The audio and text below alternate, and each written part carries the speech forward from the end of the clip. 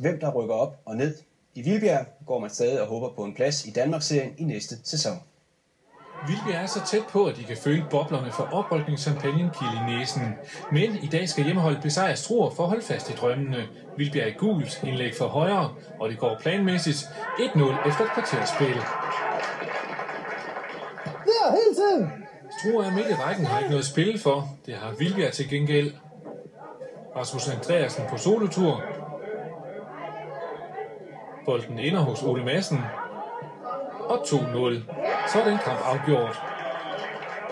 Vildbjerg spillede i dag fodbold og peger mod en fremtid i en højere række. Flotte kombinationer, hurtigt spil over fløjene og stor boldsikkerhed. John Furbo gør det til 3-0 inden pausen. Yes! Træner Allan Christensen er en tilfreds mand. Godt spillet! Nu lykkes alt for Vildbjerg. Bolden suser hen over Struers keeper. Og så står de 4-0. Struer er bare statister mod et hjemmehold, der holder koncentrationen trods den store føring. Omkring 100 tilskuere frøs på tribunen til årets sidste hjemmekamp, men til gengæld fik de masser af mål at varme sig på. Med et kvarter tilbage, Preben Julesgaard til 5-0. Og nummerdrengen på Vildbjerg Stadion fik mindst lige så meget motion som hjemmeholdets målmand. Så gør vi det fornuftige. Det er sandt ikke det fornuftige, mand. Allan Christensen giver gode råd, men det er ikke nødvendigt. Game, set og match. 6-0.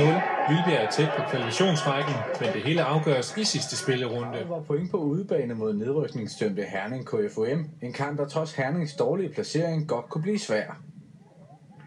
Jamen, egentlig overrasker mig lidt, at de er rykket ned. Jeg synes, de har et udmærket hold her. Og det er klart, at vi har altid svært med Herning, så det bliver spændende i dag.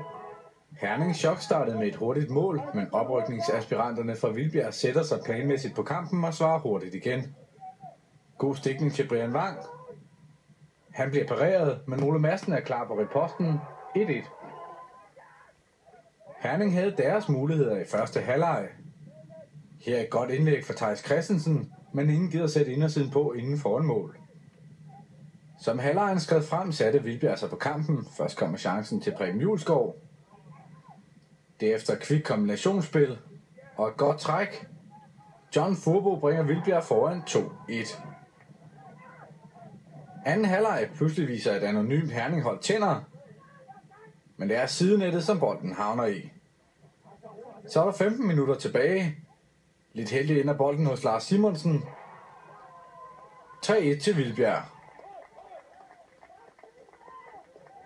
Kort før tid får Hernings bobunk reduceret, men der blev aldrig spænding om resultatet. Vildbjerg vinder 3-2.